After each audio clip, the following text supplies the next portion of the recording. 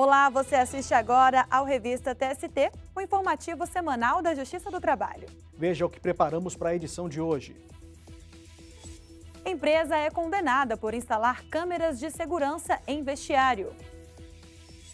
Operadora de produção vai ser indenizada por ter sofrido assédio moral durante gestação de risco. Além das condições precárias, a profissional contou que foi assediada por supervisores e colegas de profissão, com pressão psicológica, xingamentos e humilhações. Hospital deve pagar em dobro folga semanal concedida após o 7º dia de trabalho. Essas e outras notícias você acompanha agora no Revista TST.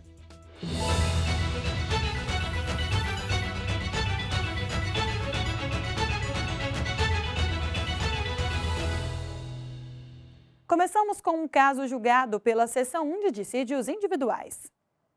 A empresa brasileira de Correios e Telégrafos deve restabelecer gratificação para um carteiro readaptado após um acidente com motocicleta.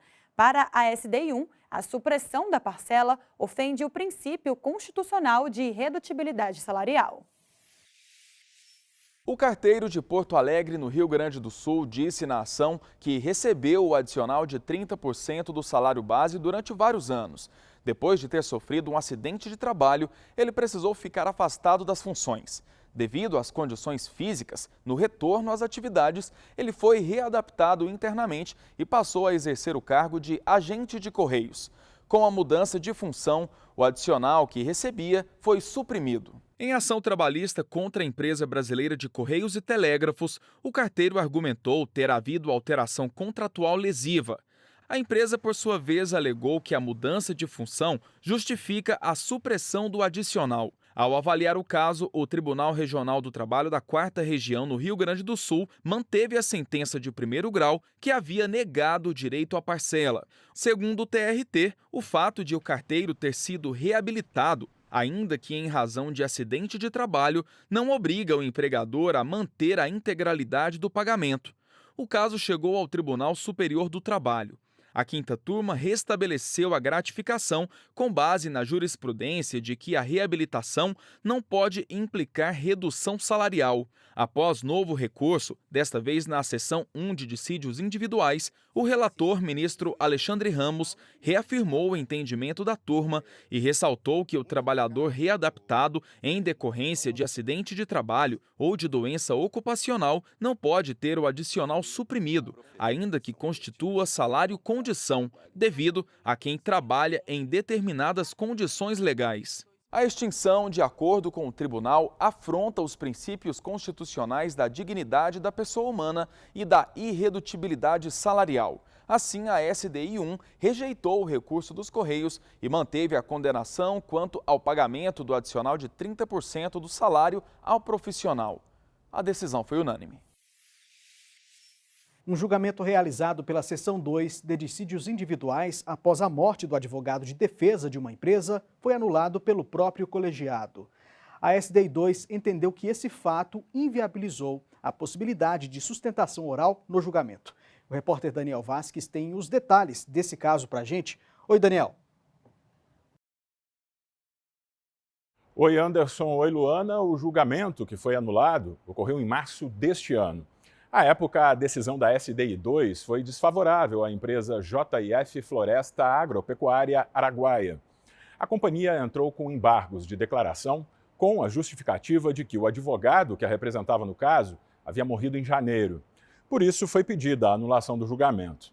Segundo a empresa, como ele era o único profissional com poderes para tratar da questão, não houve intimação válida e eficaz para o julgamento do recurso. Ao analisar o caso, o relator ministro Dezena da Silva explicou que o regimento interno do TST prevê a possibilidade de sustentação oral em julgamento de mérito do recurso ordinário em mandado de segurança, o que correspondia ao caso. Diante da decisão desfavorável à empresa, o relator entendeu que ficou caracterizado prejuízo à parte, que não pôde se manifestar.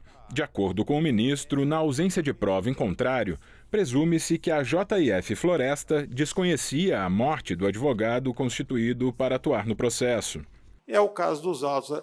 Esta subseção, após prover o agravo interno, julgou o mérito do recurso ordinário em mandado de segurança, hipótese de inequívoca possibilidade de participação do advogado mediante a realização de sustentação oral. O julgamento do agravo interno ocorrido após o falecimento do único advogado constituído, sem que, oportunizada a parte, hora embargante, prazo para regularizar a sua representação processual, encontra-se, portanto, eivado de vício. Para o relator, a morte do advogado da parte é causa de suspensão do caso, conforme estabelece o artigo 313 do Código de Processo Civil. Essa medida se justifica se o advogado morto for o único constituído nos autos, como no caso. Havendo mais de um, o processo deve prosseguir com o outro profissional da advocacia. Nesse cenário, segundo o ministro, a empresa deveria ter sido intimada para regularizar a sua representação, sob pena de nulidade dos atos posteriores à morte do profissional. O ministro Sérgio Pinto Martins divergiu. Ele entendeu que os embargos de declaração não são um instrumento processual adequado para pedir a anulação do processo. Entendo que aqui não existe omissão, contradição ou obscuridade. Houve muito tempo também para a apresentação dessa questão, que poderia ter sido antes do próprio julgamento. O voto do relator foi acompanhado pelo presidente da Corte, ministro Lélio Bentes Corrêa. Para o ministro, a nulidade poderia ter sido solicitada por embargos de declaração ou até mesmo por petição. Seria um formalismo excessivo nós negarmos provimento aos embargos de declaração para adotarmos as mesmas providências mediante trazendo o feito em mesa, não é? Assim, por maioria, a SDI 2 anulou a decisão e determinou a realização de um novo julgamento com a intimação dos novos advogados da JIF em data ainda a ser definida. Anderson, Luana, eu devolvo para vocês no estúdio. Tá certo, Daniel. Muito obrigada pelas informações e bom trabalho para você. E para você que acompanha os temas mensais da Biblioteca Délio Maranhão, aqui vai uma dica. O assunto de dezembro é Covid-19 e trabalho, vacinação e outros temas correlatos. Pelo QR Code, você acessa o conteúdo que está organizado por ordem alfabética de sobrenome do autor da publicação. No próximo bloco, a empresa é condenada por instalar câmeras de segurança em vestiário. A gente volta em instantes.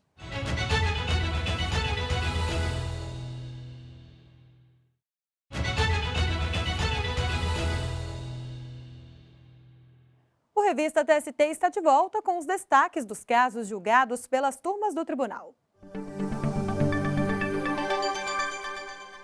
Um operador de produção de um frigorífico em Campo Grande, Mato Grosso do Sul, vai ser indenizado por ter sido vigiado por câmeras de segurança dentro do vestiário da empresa. A sexta turma do TST considerou o monitoramento injustificável. O operador de produção trabalhou por 1 ano no frigorífico da JBS. Na ação, o profissional contou que trocava de roupa 3 vezes ao dia em um vestiário com apenas 11 cabines para o uso de quase 200 pessoas. Para não baterem o ponto com atraso, os empregados acabavam se trocando na frente uns dos outros, em uma área monitorada por câmeras, o que gerava desconforto e constrangimento. No processo, a empresa não negou o uso de vigilância no local, mas alegou que não focava na área dos banheiros e das cabines para preservar a intimidade dos trabalhadores. O intuito seria inibir furtos e proteger o patrimônio. O pedido de indenização do empregado foi negado em 1º e 2º grau. Isso levou o operador a recorrer ao Tribunal Superior do Trabalho. Ao julgar o caso, a relatora na sexta turma, a ministra Cátia Arruda, votou pela condenação do frigorífico por danos morais. Segundo a ministra, a jurisprudência do TST entende que o monitoramento de banheiros e vestiários fere direitos fundamentais à dignidade e à intimidade. Logo, a gravação configura abuso dos poderes diretivos do empregador. Além disso, para a relatora, o fato de a vigilância ser uma medida para coibir furtos não afasta a conduta abusiva. A decisão foi unânime e ainda cabe recurso. E uma operadora de produção que trabalhou em uma empresa de fabricação de plástico vai receber indenização por ter sofrido assédio moral durante gestação de risco. Para a quinta turma, ficou demonstrado que a profissional foi submetida a condições precárias, além de ter sido alvo de ofensas verbais. O repórter Pablo Lemos traz os detalhes para a gente. Oi, Pablo.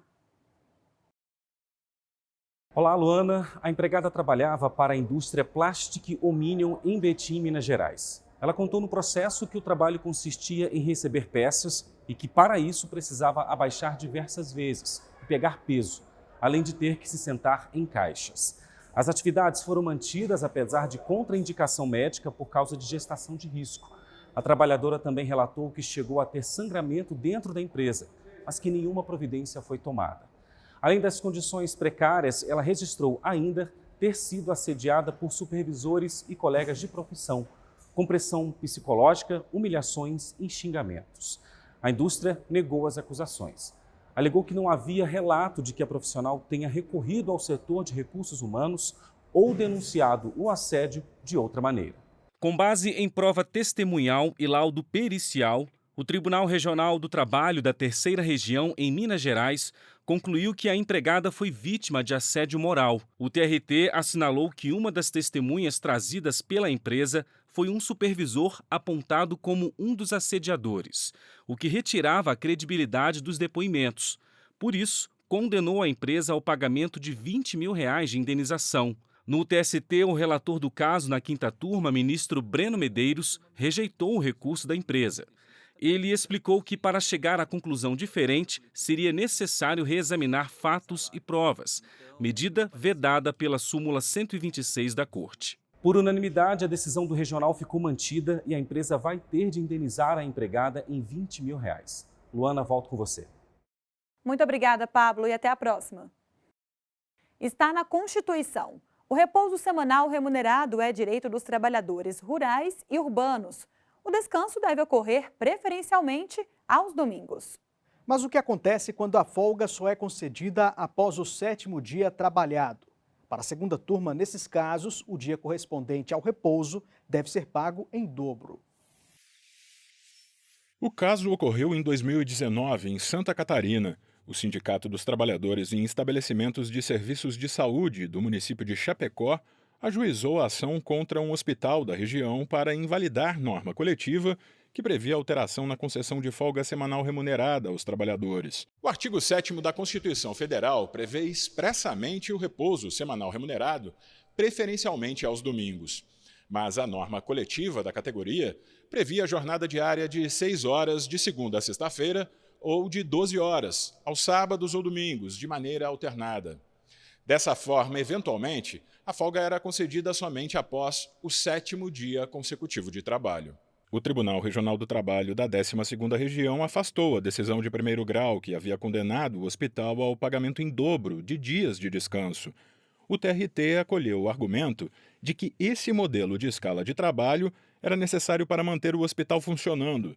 Caso contrário, todos teriam folgas intercaladas aos domingos. A relatora do recurso de revista do sindicato na segunda turma do TST, desembargadora convocada Margarete Rodrigues Costa, considerou que a cláusula da convenção coletiva infringe o conjunto dos princípios gerais previstos na Constituição. A discussão vai além dos limites da negociação coletiva, relações estabelecidas entre as normas produzidas coletivamente e o que decorre da legislação estatal heterônoma.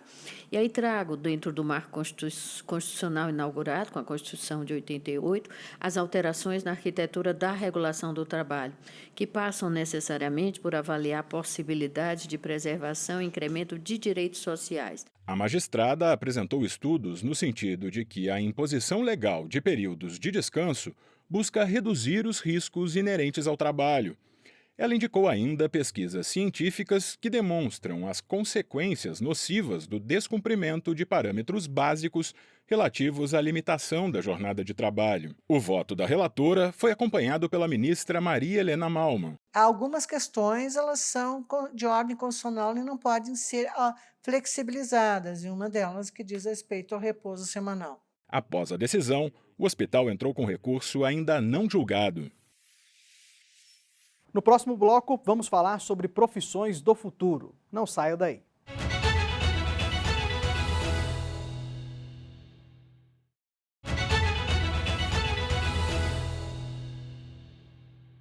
Estamos de volta com a revista TST e, Luana, deixa eu te fazer uma pergunta. Você já parou para pensar sobre quais ocupações vão ser mais valorizadas aí nos próximos anos? Eu tenho os meus palpites, Anderson. Já que estamos na era digital, acredito que as profissões ligadas à tecnologia estarão cada vez mais em alta. Com certeza, viu? E esse é justamente o assunto do último episódio da atual temporada do programa Jornada. E quem está conosco é a editora e apresentadora Luma Soares.